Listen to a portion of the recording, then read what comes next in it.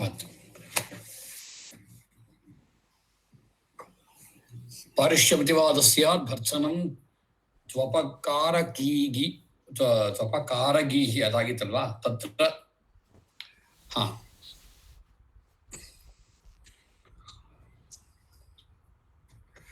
ಹಾ, ನಾನು ಆರಂಭ ಮಾಡಬಹುದು ಅಂದ್ಕೊಳ್ತೇನೆ. ಇವೆಲ್ಲ ವಿಧ ವಿಧವಾದಂತಹ ಮಾತುಗಳ ವಿಧಾನಗಳನ್ನು ಹೇಳ್ತಾ ಇದ್ದಾರೆ. ನಮ್ಮಲ್ಲಿ ಬೈಯೋದು, ಹೊಗಳೋದು ಇತ್ಯಾದಿ ಶಬ್ದಗಳನ್ನ ನಾವೇನ್ ಬಳಸ್ತೀವಿ, ಬೇರೆ ಬೇರೆ ಸನ್ನಿವೇಶಗಳಿಗೆ ಬೇರೆ ಬೇರೆ ತರಹದ ಶಬ್ದಗಳನ್ನ ಬಳಸಿರುವಂಥದ್ದಿದೆ. ಆದ್ರೆ ಇವತ್ತೆಲ್ಲವನ್ನು ಒಟ್ಟಿಗೆ ಸೇರಿ ಕನ್ನಡ ಬಲ್ಲವರೋ ಕನ್ನಡ ಬಲ್ಲದವರೋ ಒಟ್ಟಿನೆಲ್ಲವನ್ನು ಸೇರಿ ಒಟ್ಟು ಕಲಸು ಮೇಲೋಗರ ಮಾಡೋದಂತೂ ಕಾಣಿಸುತ್ತೆ. ಮುಂದೆ ಯೋಚನೆ ಮಾಡ್ತಾ ಹೋಗೋಣಂತೆ. ತತ್ರತ್ವಾಕ್ಷಾರಣಾಯ ಸ್ಯಾತ್. ಯಾರಿವತ್ತು ಹೇಳೋದು? ಶಾಲ್ಮಲಿನ?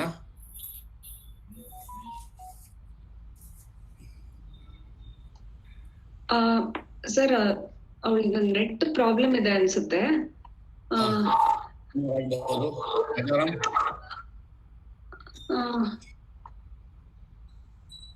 ಇದು ತ್ರಿಶಾಲಾ ಇದ್ದಾಳ? ತ್ರಿಶಾಲಾ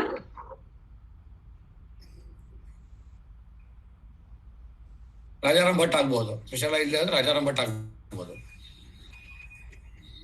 ರಾಜಾರಾಮ್ ಆಗ್ಬೋದಾ? ಹಾ, ಆಗ್ಬೋದು. ಸರಿ. ತತ್ರತ್ವಾಕ್ಷಾರಣಾಯ ಸ್ಯಾತ್. ತತ್ರತ್ವಾಕ್ಷಾರಣಾಯ ಸ್ಯಾತ್. ತತ್ರತ್ವಾಕ್ಷಾರಣಾಯ ಸ್ಯಾತ್. ತತ್ರತ್ವಾಕ್ಷಾರಣಾಯ ಸ್ಯಾತ್.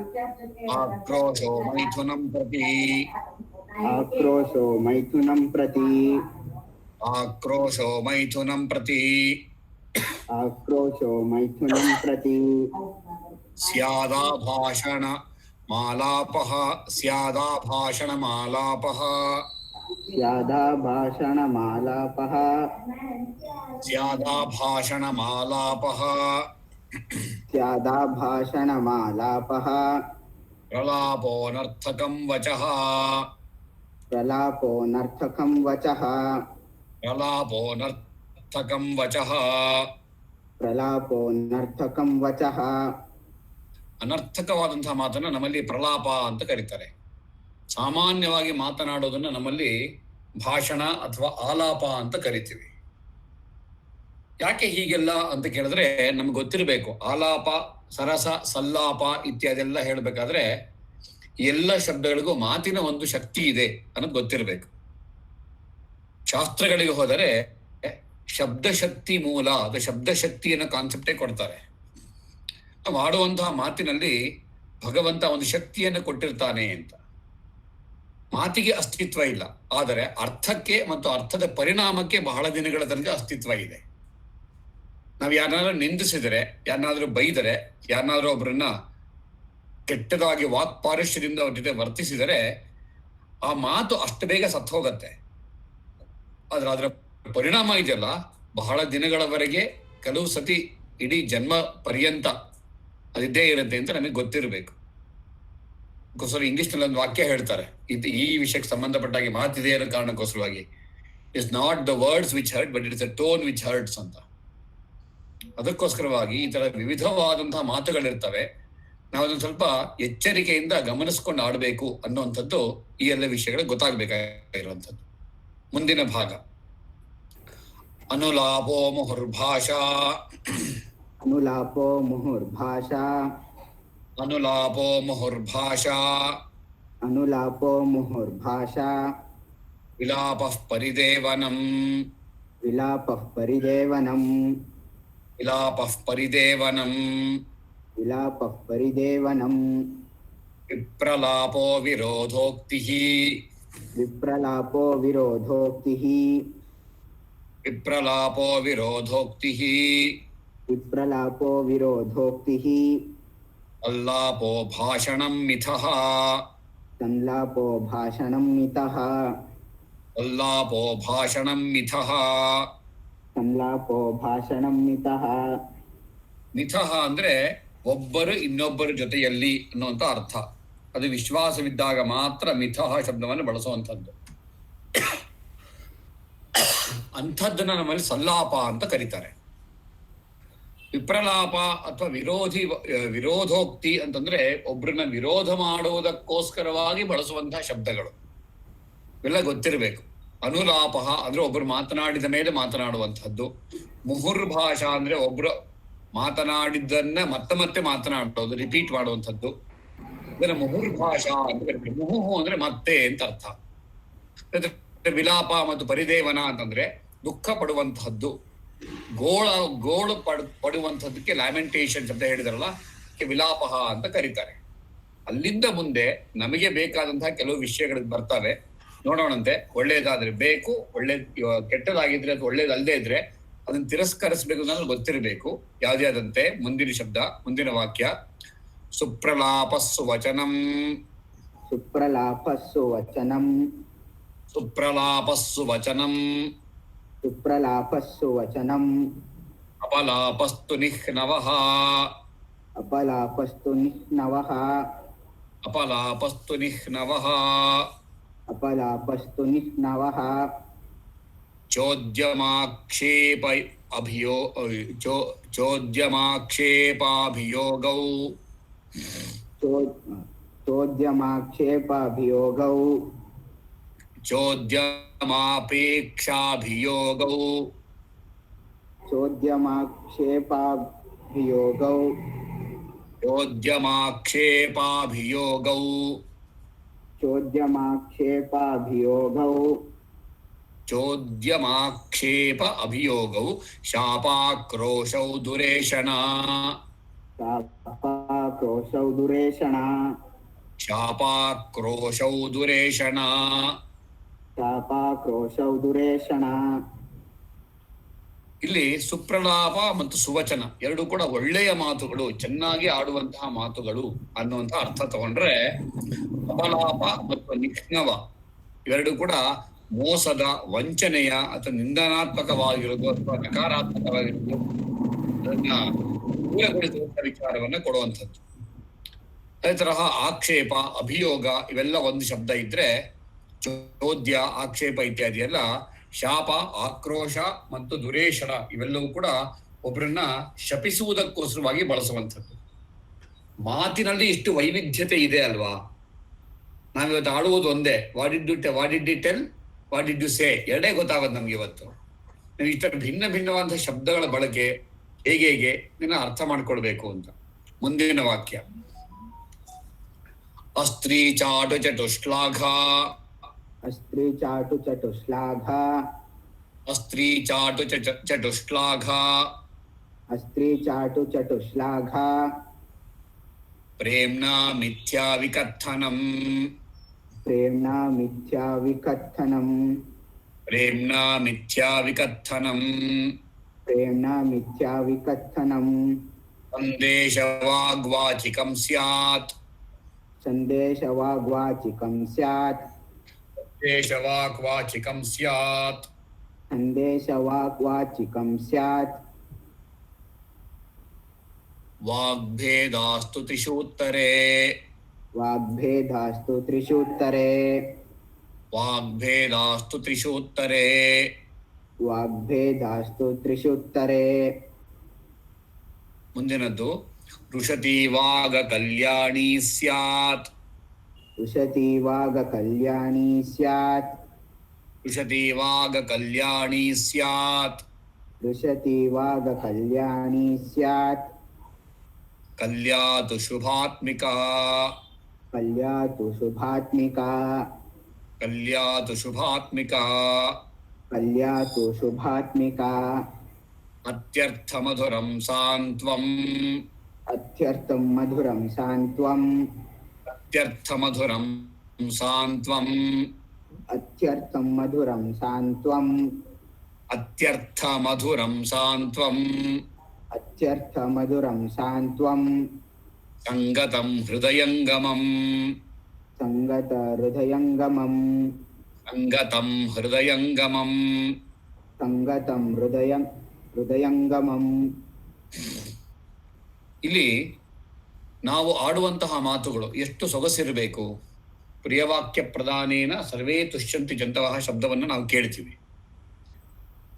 ಭರ್ತೃಹರಿ ಒಂದ್ ಕಡೆ ಹೇಳ್ತಾನೆ, ಪರಗುಣ ಪರಮಾಣೂನ್ ಪರ್ವತೀಕೃತ್ಯ ನಿತ್ಯಂ ನಿಜ ಹೃದ್ವಿಕ ಸಂತಿ ಸಂತಃ ಕಿಯಂತಹ ಅನ್ನೋ ವಾಕ್ಯವನ್ನು ಬಳಸ್ತಾನೆ. ಅಂದ್ರೆ ಪರಗುಣ ಪರಮ ಅಣೂನ್, ಇನ್ನೊಬ್ಬರ ಪರಮವಾಗಿರ್ತಕ್ಕಂತಹ ಪುಟ್ಟದಾಗಿರ್ತಕ್ಕಂತಹ ಒಂದೇ ಒಂದಾಗಿರ್ತಕ್ಕಂತಹ ಅಣುವನ್ನು ಕೂಡ ಪರ್ವತದಂತೆ ಅದನ್ನ ದೊಡ್ಡದು ಮಾಡಿ ಅದನ್ನ ಹೊಗಳುವಂತೆ, ಆ ತರಹ ನಿಜ ಹೃದಯದಲ್ಲಿಯೂ ಕೂಡ ಸಂತಸ ಪಡುವಂತಹ ಸಂತರು ಎಷ್ಟು ಜನ ಇದ್ದಾರೆ ಅಂತ ಪ್ರಶ್ನೆಯನ್ನ ಕೇಳ್ತಾನೆ. ಯಾಕೆ ಅದೆಲ್ಲ ವಿಚಾರಗಳು ಅಂತಂದ್ರೆ, ನಾವೆಂದಿಗೂ ಸಹ ಅಕಲ್ಯಾಣಕರವಾದಂತಹ ಮಾತುಗಳನ್ನು ಆಡಬಾರದು, ರೋಷದ ಮಾತುಗಳನ್ನು ಆಡಬಾರದು ಅನ್ನೋ ವಿಷಯ ನಮಗೆ ಗೊತ್ತಿರಬೇಕು. ಅದಕ್ಕೋಸ್ಕರವಾಗಿ ನಮ್ಮಲ್ಲಿ ಎಂದಿಗೂ ಸಹ ಬಾಯ್ ಅನ್ನೋ ಶಬ್ದವನ್ನ ಹೇಳಿದ್ದಿರ್ಲಿಲ್ಲ ಮುಂಚೆ. ಶಿವಾಸ್ತೆ ಪಂಥಾನಹ ಅಂತ ಹೇಳುವಂತಹ ಜನ ನಾವು. ನಿಮ್ಮ ಮಾರ್ಗಗಳೆಲ್ಲೂ ಕೂಡ ಸುಖಮಯವಾಗಿರಲಿ. ಇದು ಬಾಯ್ ಅಂತಾರೆ. ಏನು ಬಾಯ್ ಅಂದರ್ಥ? ಇಂಗ್ಲಿಷಲ್ಲಿ ನಾನು ಕೂಡ ನೋಡಿದ್ದೀನಿ. ಬಾಯ್ ಅಂದರ್ಥ ಟು ಬೀಡ್ ಅವೇ ಅಂತ ಅಷ್ಟೇ ಅರ್ಥ. ಅದಕ್ಕೆ ಬಾಯ್ ಅಂತ ಹೇಳೋ ಅವಶ್ಯಕತೆ ಏನಿದೆ? ಅದಕ್ಕೋಸ್ಕರವಾಗಿ ನಾವು ಹೊಸದನ್ನು ರೂಪಿಸ್ಕೊಳ್ಬಹುದಾ? ಉತ್ತರ ಭಾರತದಲ್ಲಿ ರಾಮ ಬಹಳ ಪ್ರೀತಿ ಆಗಿರ್ತಕ್ಕಂಥ ದೈವ, ಆದ್ದರಿಂದಾಗಿ ಅದ್ರ ಕಡೆ ರಾಮ್ ಅಂತ ಹೇಳ್ತಾರೆ. ನಾವು ಇಲ್ಲಿ ದಕ್ಷಿಣದಲ್ಲಿ ಇರ್ತಕ್ಕಂಥವ್ರು ಯಾವ ದೇವ್ರ ಹೆಸರು ಬೇಕಾದ್ರೆ ಹೇಳ್ಬೋದು, ರಾಮನೇ ಆಗ್ಬೇಕು ಅಂತಿಲ್ಲ. ಹನುಮಂತ ಅಂತ ಹೇಳ್ಕೊಳ್ಬಹುದು. ಅದನ್ನ ಕಷ್ಟ ಲೆಕ್ಕ ಅಲ್ಲ. ಅದೇ ಸುಖರವಾಗಿರುವಂಥದ್ದು, ಎಲ್ರಿಗೂ ಪ್ರೀತಿ ಪಾತ್ರವಾಗಿರುವಂಥದ್ದು ಅಂತ ಹೇಳ್ಬೇಕಾದ್ರೆ ಇನ್ನೊಬ್ಬರಿಗೆ ಶುಭವಾಗಲಿ ಅಂತ ಹರಿಸೋದಿದೆಯಲ್ಲ, ಇನ್ನೊಬ್ಬರಿಗೆ ಶುಭವಾಗಲಿ ಅಂತ ಮನಃಪೂರ್ವಕವಾಗಿ ಹೇಳೋದಿದೆಯಲ್ಲ. ಇಂಗ್ಲಿಷ್ ಒಂದು ಗಾದೆ ಹೇಳ್ತಾರೆ, give the best the world and the best will come back to you ಅಂತ. ಹಾಗೆ ನಾವು ಇನ್ನೊಬ್ಬರಿಗೆ ಶುಭವನ್ನ ಹೇಳುವುದರ ಮೂಲಕವಾಗಿ ನಮಗೆಲ್ಲವೂ ಕೂಡ ಶುಭವೇ ಬರಲಿ ಅನ್ನುವಂಥ ಉದಾತ್ತತೆಯನ್ನು ಬೆಳೆಸ್ಕೊಳ್ಬಹುದಾ? ನಾವು ಬೆಳಗ್ಗೆ ಸಿಕ್ಕಿದ ಕೂಡಲೇ ಗುಡ್ ಮಾರ್ನಿಂಗ್ ಅಂತ ಹೇಳ್ತೀವಿ. ಯಾಕೆ ಇಂಗ್ಲಿಷಲ್ಲೇ ಹೇಳಬೇಕು? ಅದನ್ನು ಸುಪ್ರಭಾತಂ ಅಂತನೋ, ಶುಭೋದಯ ಅಂತನೋ, ಸುದಿನಂ ಅಂತನೋ ಹೇಳಬಹುದಲ್ವಾ? ನಮಗೆ ಯಾರೋ ಬ್ರಿಟಿಷರು ಕೊಟ್ಟು ಹೋದ್ರು, ನಾವು 70 ವರ್ಷ ಆದ್ರೂ ಕೂಡ ಅದನ್ನೇ ಇಟ್ಕೊಂಡಿದೀವಲ್ಲ ಇನ್ನುವೇ. ಅದಕ್ಕೋಸ್ಕರವಾಗಿ ಇಲ್ಲ ಅದನ್ನೇ ಹೇಳ್ತಿರೋದು, ಋಷತಿ ವಾಗ್ ಅಕಲ್ಯಾಣಿ, ಅದರ ಮಾತುಗಳನ್ನು ಆಡಬಾರದು. ಕಲ್ಯಾತು ಶುಭಾತ್ಮಿಕ,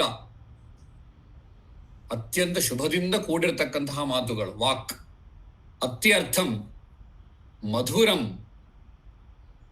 ತಾಂತ್ವಂ, ಇವೆಲ್ಲವೂ ಕೂಡ ಶಬ್ದಗಳೇನಿವೆ ಅಂದ್ರೆ ಬಹಳ ಮೃದುವಾಗಿ ಬಹಳ ಸೊಗಸಾಗಿ ಮಾತನಾಡಿದ್ರೆ ಯಾರಿಗಾದ್ರಾಗ್ಲಿ ಆನಂದ ಅಂತ ಅನ್ಸ್ಬೇಕಲ್ವಾ?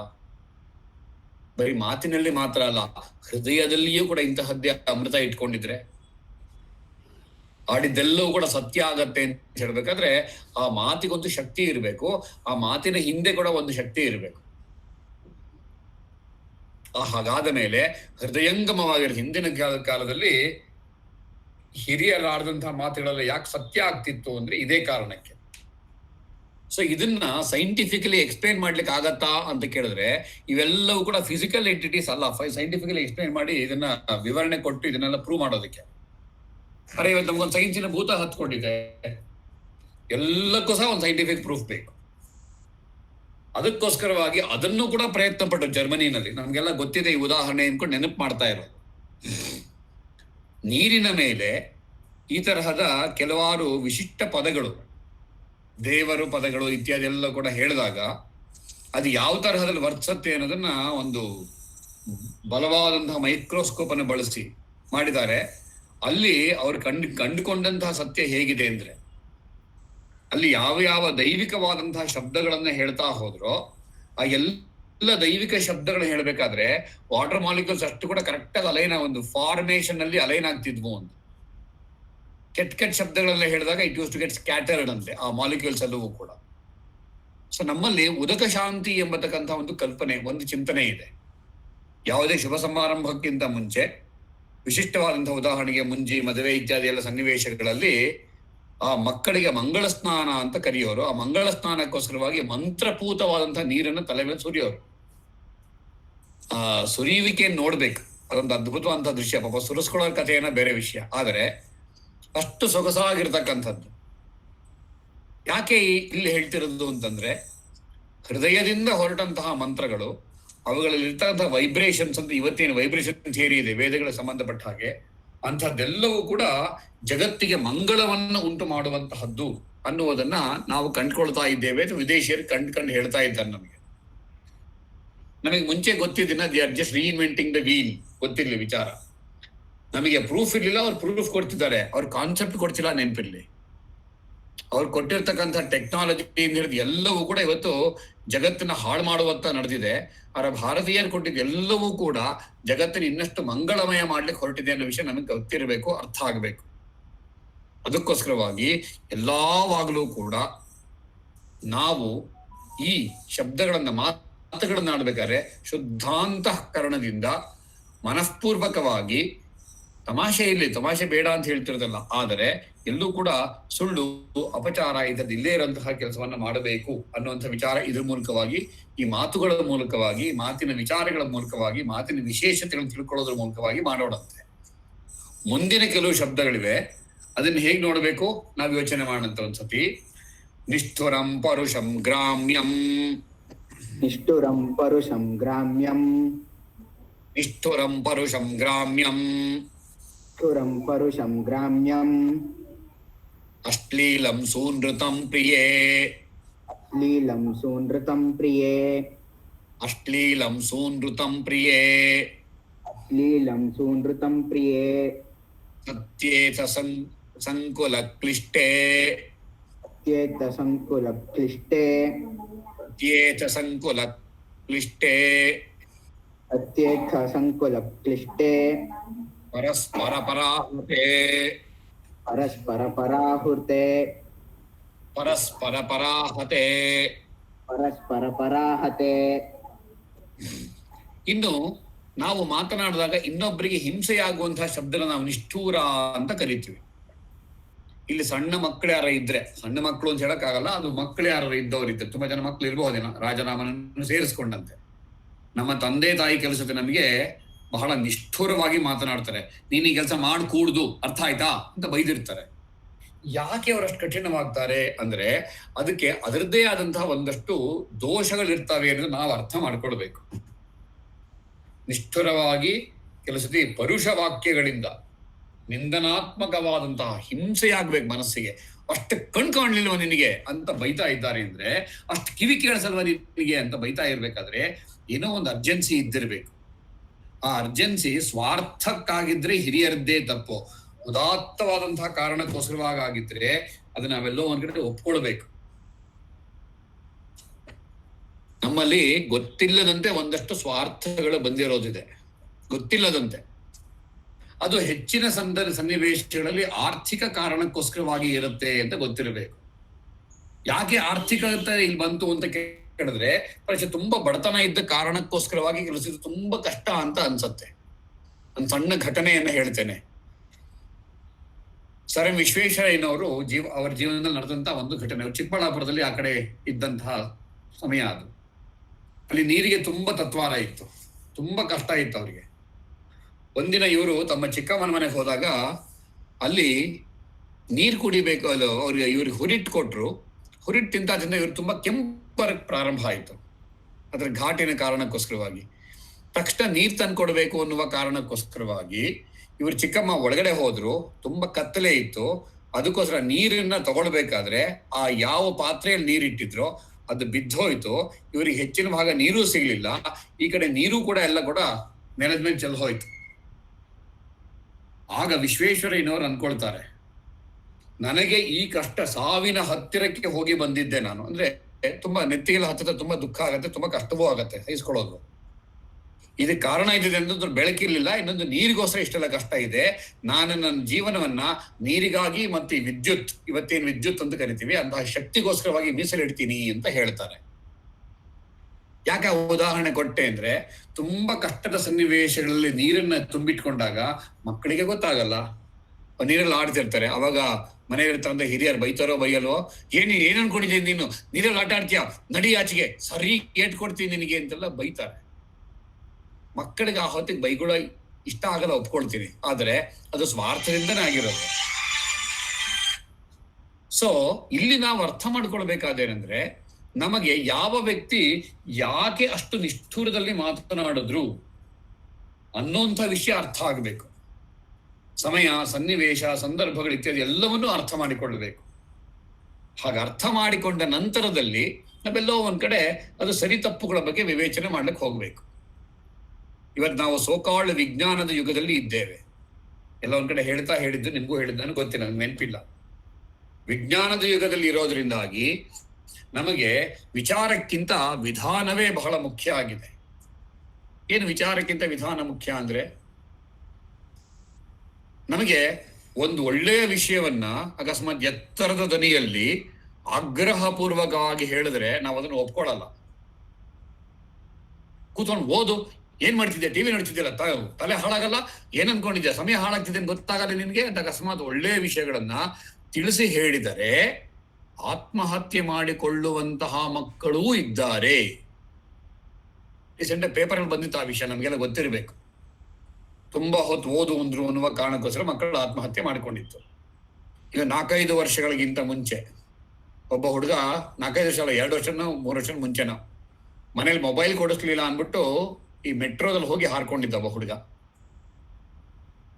ಅಂದ್ರೆ ಅರ್ಥ, ಒಳ್ಳೆಯ ವಿಚಾರಗಳನ್ನು ಹೇಳಬೇಕಾದ್ರೂ ಕೂಡ ಮಕ್ಕಳಿಗೆ ತಂದೆ ತಾಯಿ ಯೋಚನೆ ಮಾಡಬೇಕು. ನಮ್ಮ ಕಾಲೇಜಲ್ಲಿ ನಡೆದಂತ ಘಟನೆ, ಇಂಗ್ಲಿಷ್ ಪರೀಕ್ಷೆ ಇತ್ತು, ಕೊನೆ ದಿವಸ. ಸೋಮವಾರ ದಿನ ಆ ಸ್ಟೂಡೆಂಟ್ ಪರೀಕ್ಷೆಗೆ ಬಂದಿರೋದಿದೆ, ಕೊನೆ ದಿವಸ ಅಲ್ಲ, ಇನ್ನು ಮಧ್ಯೆ ದಿನ ಪರೀಕ್ಷೆ ಇತ್ತು. ಆ ಹುಡುಗಿ ಇಂಗ್ಲಿಷ್ ಪರೀಕ್ಷೆಗೆ ಬಂದಿಲ್ಲ. ಯಾಕೆ ಬಂದಿಲ್ಲ ಅಂತ ಕೇಳಿದ್ರೆ ಆರಂಭದಲ್ಲಿ ಉತ್ತರ ಇರ್ಲಿಲ್ಲ ನಮ್ಮ ಹತ್ರ, ಯಾಕೋ ಬಂದಿಲ್ಲ ಕಾಣುತ್ತೆ ಅಂತ. ಆದ್ರೆ ಆಮೇಲೆ ಗೊತ್ತಾಯ್ತು, ಆ ಹುಡುಗಿ ಒಂದಿನ ಮುಂಚೆ ಆತ್ಮಹತ್ಯೆ ಮಾಡ್ಕೊಂಡಿದ್ದಾಳೆ ಅಂತ. ಯಾಕೆ ಆತ್ಮಹತ್ಯೆ ಮಾಡ್ಕೊಂಡಿದ್ದು ಅಂತಂದ್ರೆ, ಪರೀಕ್ಷೆ ಇದ್ದಿದ್ದು ಗುರುವಾರ, ಸೋಮವಾರ ದಿನ ಪರೀಕ್ಷೆ ಮುಗಿಸ್ಕೊಂಡು ಮಂಗಳವಾರ ಯಾವುದೋ ಒಂದು ಪಾರ್ಟಿಗೆ ಹೋಗ್ಬೇಕಾಗಿತ್ತಂತೆ ಆ ಹೆಣ್ಮಗಳು. ಮನೆಯಲ್ಲಿ ಪಾರ್ಟಿಗೆ ಹೋಗೋದು ಬೇಡ, ನೀನು ಓದ್ಕೋ, ಪರೀಕ್ಷೆ ಮುಗಿದ್ಮೇಲೆ ಹೋಗ್ತೀಯಂತೆ ಅಂತ ಹೇಳಿದಕ್ಕೋಸ್ಕರ ಜಗುಪ್ಸೆಯನ್ನ ಹೊಂದಿ ಆ ಹುಡುಗಿ ಆತ್ಮಹತ್ಯೆ ಮಾಡ್ಕೊಂಡು ಬುಧವಾರ ರಾತ್ರಿ. ಗುರುವಾರ ಬೆಳಗ್ಗೆ ಪರೀಕ್ಷೆ. ಬಂದಿಲ್ಲ ಅಂತ ಗೊತ್ತಾಗಿದ್ದು ಯಾವಾಗ ಅಂತ ಕೇಳಿದ್ರೆ, ಯಾಕೆ ಬಂದಿಲ್ಲ ಅಂತ ಕಾಲೇಜನ್ನು ಕೇಳಿದಾಗ ಅವ್ರು ಹೇಳಿದ್ದು ಬೇರೆ ಕಾಲೇಜಿನ ವಿದ್ಯಾರ್ಥಿನಿ. ಯಾಕೆ ಅಂದ್ರೆ ಈ ತರ ಆತ್ಮಹತ್ಯೆ ಮಾಡ್ಕೊಂಡಿದ್ದಾಳ ಆ ಹುಡುಗಿ ಅಂತ. ಎಷ್ಟು ವಿಚಿತ್ರ ಅಂತ ಅನ್ಸ್ಬೇಕಲ್ವಾ? ಈ ತರಹ ಒಳ್ಳೆಯ ವಿಷಯಗಳನ್ನ ಎತ್ತರದಲ್ಲಿ ಹೇಳಿದ್ರೆ ಬೇಜಾರು ಮಾಡ್ಕೊಳ್ಳುವಂತಹ ನಮ್ಮ ಇವತ್ತಿನ ಪೀಳಿಗೆಯವರು ಅಥವಾ ನಮ್ಮ ಜನ, ಅದೇ ಕೆಟ್ಟದ್ದನ್ನ ಅಕಸ್ಮಾತ್ ಒಳ್ಳೆ ತರ ಹೇಳಿದ್ರೆ ಎಷ್ಟು ಚೆನ್ನಾಗಿ ಸ್ವೀಕಾರ ಮಾಡ್ತಾರೆ ನೋಡಿ. ಒಂದು ಹಾಸ್ಯದಲ್ಲಿ ತುಂಬಾ ಚೆನ್ನಾಗಿದ್ಯಾ ಅಂತ ಅಕಸ್ಮಾತ್ ಹೇಳ್ಬಿಟ್ಟು ಎಷ್ಟು ಮಟ್ಟಿಗೆ ಹಾಳಾಗ್ಬಿಡ್ತಾರೆ ಗೊತ್ತಾ? ಇವತ್ತಿಷ್ಟೆಲ್ಲ ಸಿಗರೇಟು, ಡ್ರಗ್ಸು, ಮದ್ಯ ಇತ್ಯಾದಿ ಎಲ್ಲರಿಂದ ಜನ ಬಿದ್ದಿರೋದು ಯಾಕೆ ಅಂದ್ರೆ ಅವುಗಳು ಬಹಳ ಸೊಗಸಾದಂತಹ ಒಂದು ರೂಪ ಕಾಣಿಸುತ್ತೆ ಹೊರಗಡೆ, ಅದರಿಂದ ಬಹಳ ಸುಖ ಇದೆ ಎಂದು ತುಂಬಾ ಜನಕ್ಕೆ ಅನ್ನಿಸ್ತಾ ಇದೆ. ಅಂದ್ರೆ ವಾಸ್ತವ ಹಾಗಿಲ್ಲ ಅಲ್ವಾ? ನಾವು ಸ್ವಲ್ಪ ವಿವೇಕದಿಂದ ವರ್ತಿಸ್ಬೇಕು ಅಲ್ವಾ? ವಿವೇಕದಿಂದ ವರ್ತಿಸದೇ ಇದ್ರೆ ಒಂದು ಗ್ರಾಮ್ಯವಾಗ್ತೀವಿ, ಇಲ್ಲ ಅಶ್ಲೀಲವಾಗ್ತೀವಿ. ಇನ್ನು ಗ್ರಾಮ್ಯ ಮತ್ತು ಅಶ್ಲೀಲ ಅಂದ್ರೆ ಹೇಗಿದೆಯೋ ಹಾಗೆ ಇರುವುದನ್ನು ಹೇಳುವಂಥದ್ದು ಗ್ರಾಮ್ಯ. ಯಾರಾದ್ರೂ ಅಕಸ್ಮಾತ್ ಬಣ್ಣದ ಸ್ವಲ್ಪ ಕಪ್ಪಿದ್ರೆ ನೀನು ಕಪ್ಪಿ ಕಣೆ, ನೀನು ಕರಿಗಿದ್ಯಾ ಕಣೆ ಅಂತಾನೆ ಹೇಳುವಂತ ಜನ ಇದ್ದಾರೆ. ಹಳ್ಳಿಗಳಲ್ಲಿ ಮುಕ್ತವಾಗಿ ಹೇಳ್ತಾರೆ ಹಾಗೆ.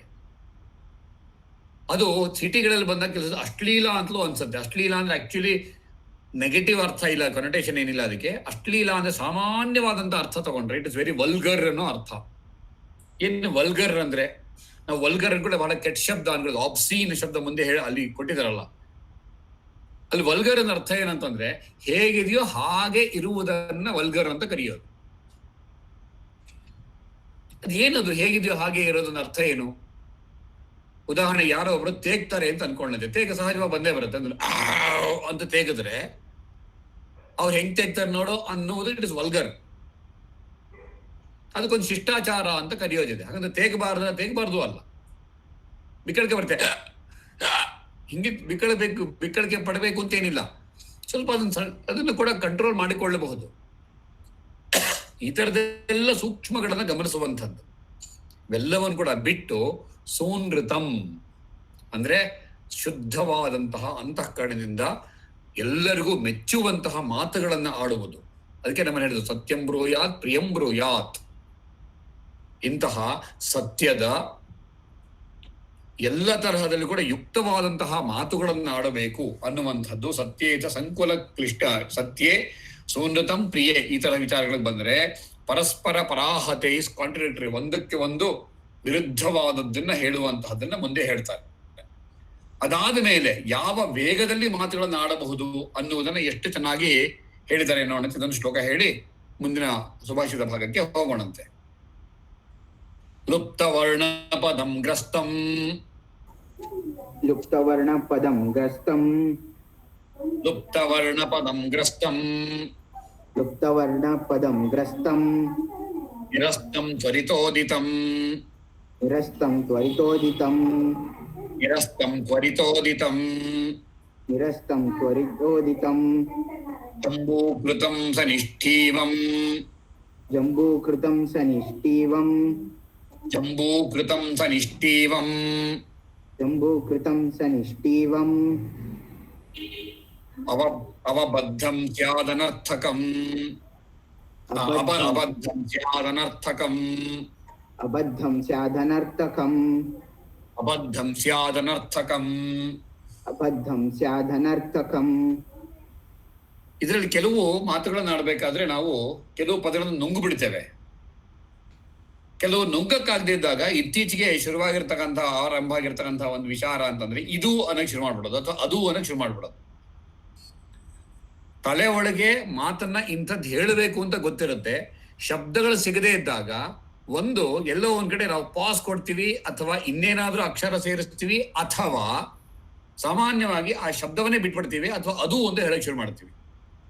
ನಾವೆಲ್ಲ ಈ ಪ್ರಸಿದ್ಧವಾದ ಈ ಜೋಕ್ ತರ ಇರೋದನ್ನ ಕೇಳಿರಬಹುದು.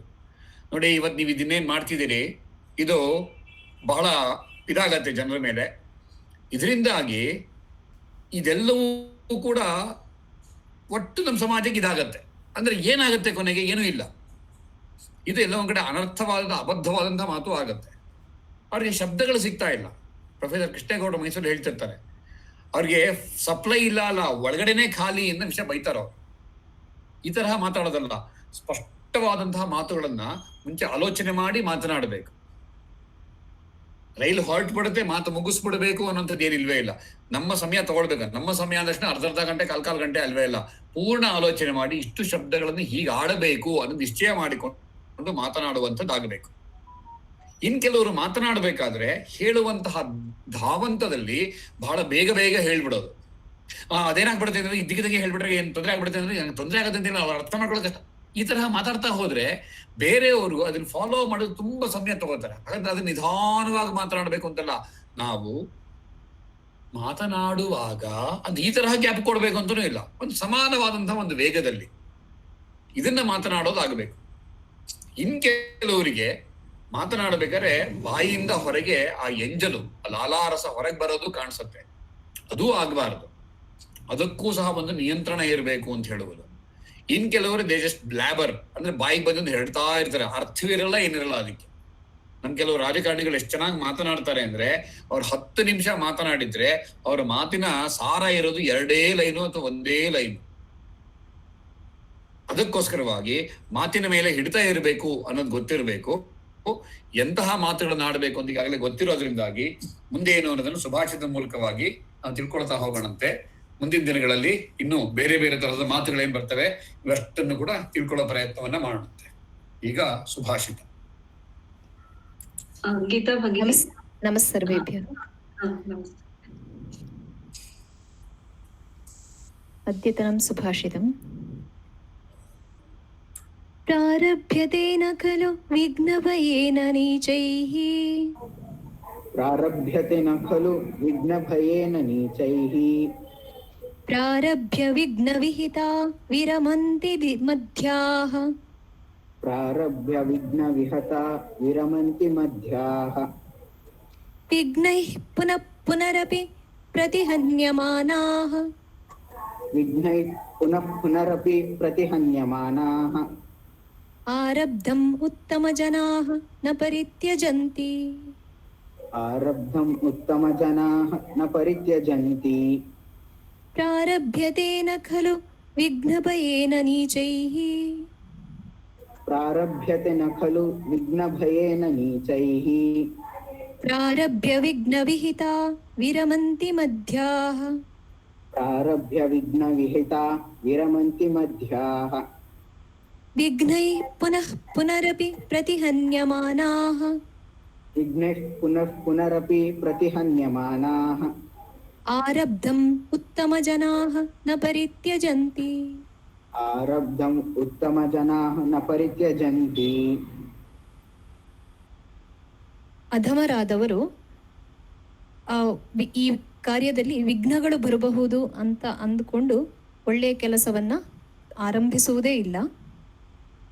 ಮಧ್ಯಮರು ತಾವು ಆರಂಭಿಸಿದ ಉತ್ತಮ ಕೆಲಸಗಳಲ್ಲಿ ಏನೋ ತೊಂದರೆ ಬಂತು ಅಂತ ಹೇಳಿದ ಕೂಡಲೇ ಅದನ್ನು ನಿಲ್ಲಿಸಿಬಿಡ್ತಾರೆ.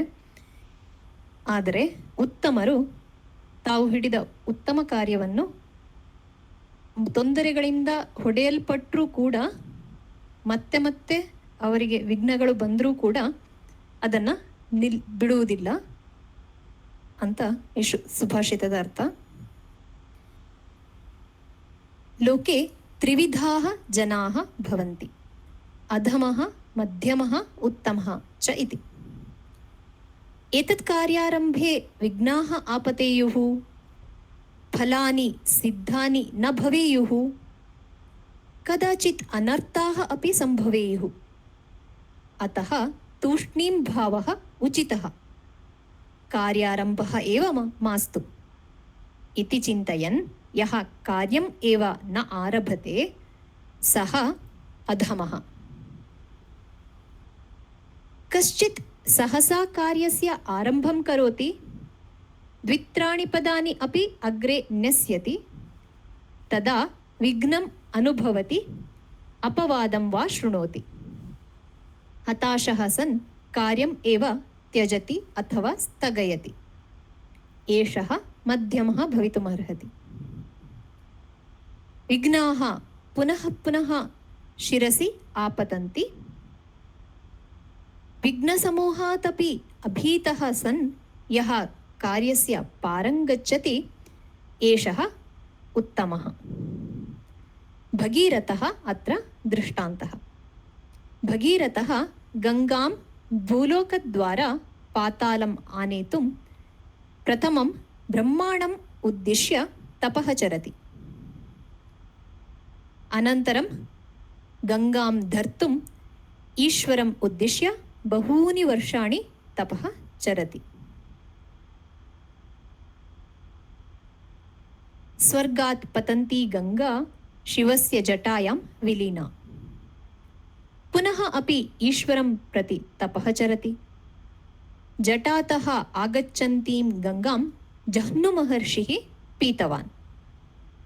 ಪುನಃ ಅಪಿ ಭಗೀರಥಃ ಜಹ್ನುಂ ಪ್ರಾರ್ಥಯತೆ, ನಯತಿ ಚ ಪಾತಾಳಂ ಪ್ರತಿ ಗಂಗಾಂ. ಅನ್ಯಾ ಕಾಚಿತ್ ಘಟನಾ. ಅಮೆರಿಕಾದೇಶೆ ಗತಶತಾಬ್ದೆ ಕಶ್ಚನ ವಿಜ್ಞಾನಿ ಯಃ ವಿದ್ಯುದ್ದೀಪಸ್ಯ ಫೋನೋಗ್ರಾಫ್ इति ध्वनिमुद्रणयन्त्रस्य चलचित्रग्राहिकायाः च आविष्कर्ता आसीत्. कः सः?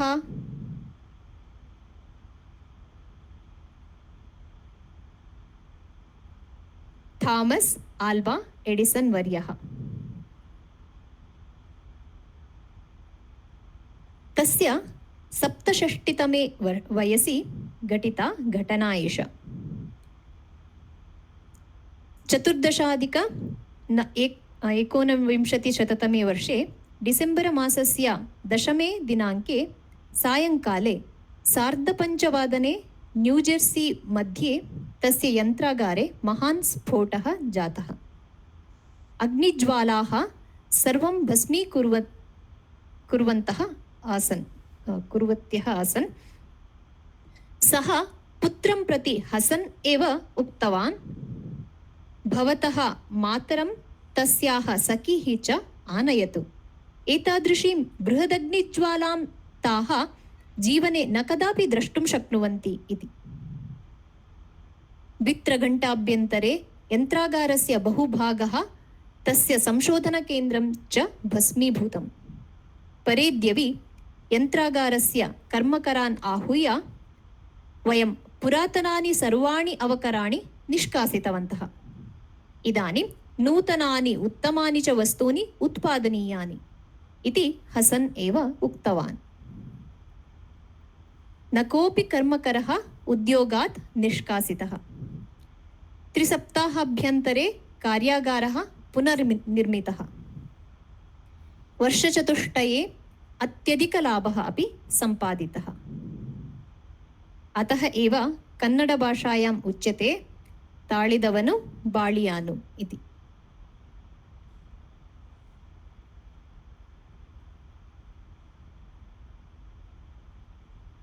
अस्य कथायाः सारांशं कन्नडभाषायां वदामि।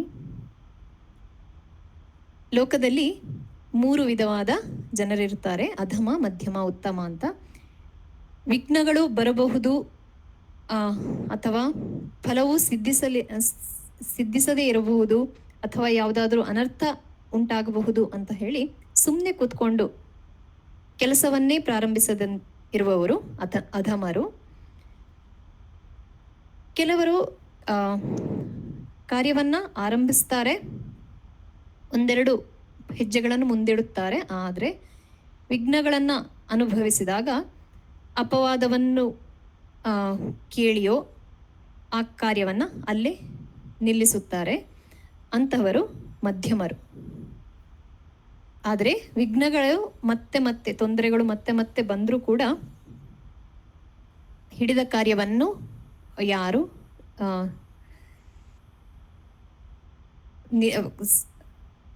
ಯಶಸ್ಸಿನಿಂದ ಅಂದರೆ ಸಫಲವಾಗಿ ಮುಗಿಸುತ್ತಾರೋ ಅವರೇ ಉತ್ತಮರು.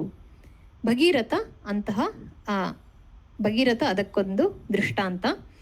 ಭಗೀರಥನು ಗಂಗೆಯನ್ನು ಭೂಲೋಕದ ಮೂಲಕ ಪಾತಾಳಕ್ಕೆ ತೆಗೆದುಕೊಂಡು ಹೋಗಲು ಮೊದಲು ಬ್ರಹ್ಮನನ್ನುದ್ದೇಶಿಸಿ ತಪವನ್ನಾಚರಿಸುತ್ತಾನೆ.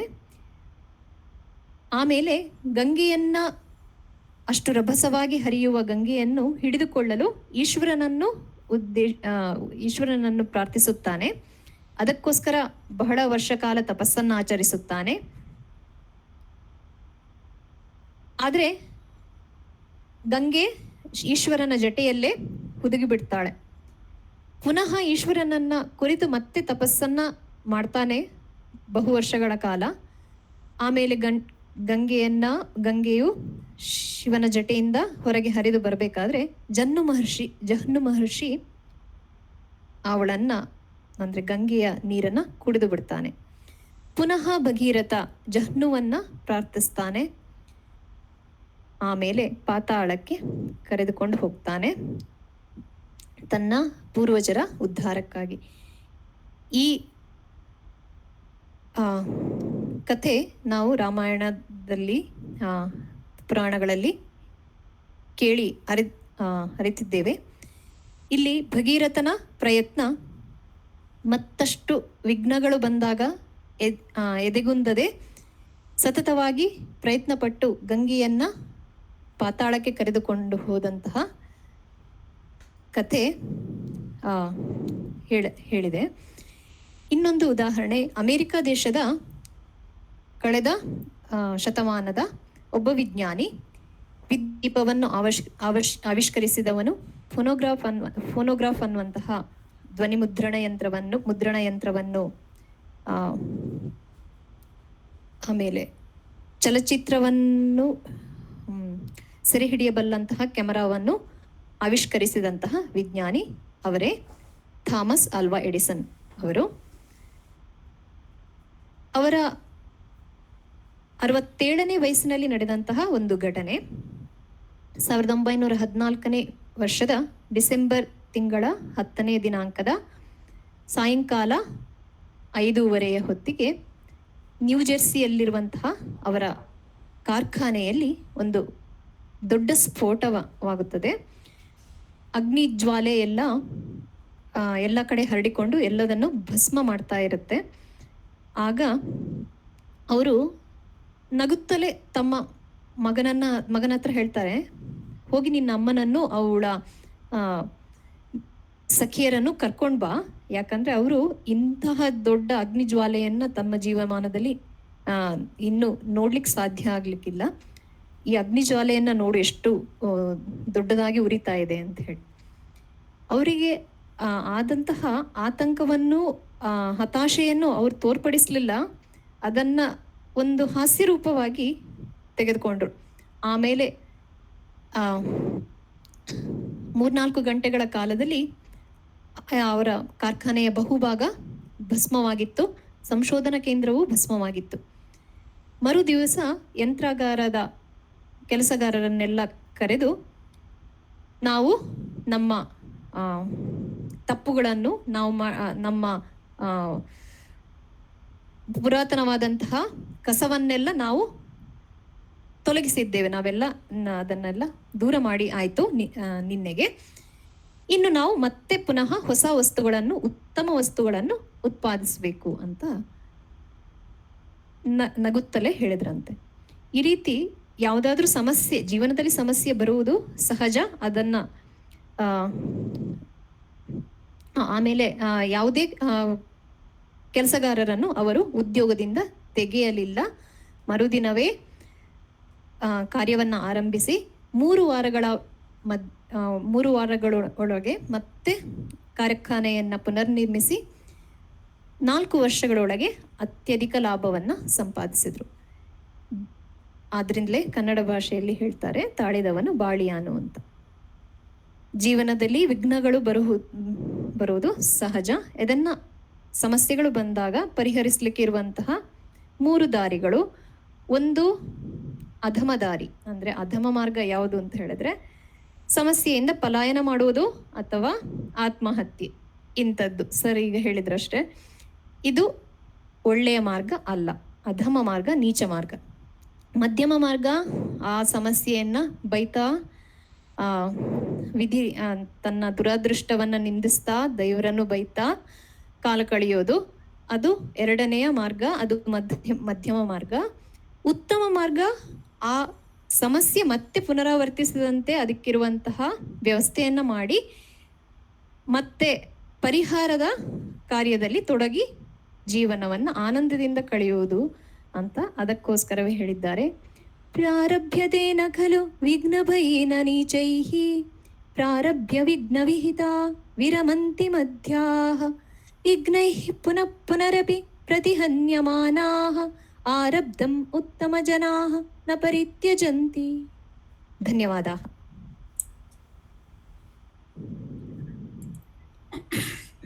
ಈಗ ಒಂದು ಪುಟ್ಟ ವಿಡಿಯೋ ನೋಡೋಣ.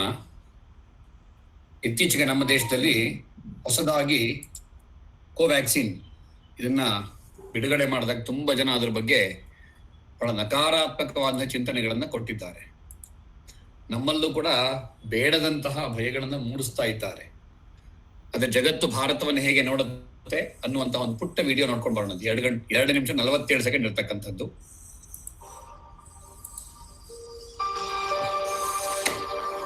What you see here is a wonderful statue of an Indian god named Nataraja. But this place is not a temple. The statue is located at world's most advanced scientific research lab for particle physics called CERN, CERN, expanded as the European Organization for Nuclear Research, located at Geneva, Switzerland. But what is Nataraja's statue doing here? It has a profound meaning in cosmos. You, me, this earth, planets, stars, galaxies, and intergalactic space and other contents in this universe are made up of matter. And this matter has energy. Matter fundamentally is made up of atoms, and atoms are made up of particles. To study the fundamental structure of these particles and to understand the nature of matter and fundamental laws of nature, scientists at CERN design and conduct advanced high-energy physics experiments using most complex scientific instruments. But why Nataraja statue is located at CERN? It has been gifted by the Indian government to celebrate its long association with CERN. What does Nataraja statue symbolize? What does it mean? According to Hindu philosophy, there are 3 primary deities, Brahma, Vishnu, and Shiva, who represent cosmic functions of creation, maintenance, and destruction, respectively. Brahma, the creator; Vishnu, the maintainer or preserver; and Shiva, the destroyer or transformer. Nataraja is a form of Lord Shiva. The dance of Nataraja is known as Tandava, which shows 5 acts: the birth of the world, its maintenance, its destruction, the soul's aspiration, and liberation. The Nataraja dance represents the cosmic cycle, from the process of creation to the one of destruction of the universe. It was said that Lord Shiva has danced the universe into existence, encourages it, and eventually is going to extinguish it. In modern physics, quantum field theory has also shown that the rhythm of creation and destruction is the base of very existence.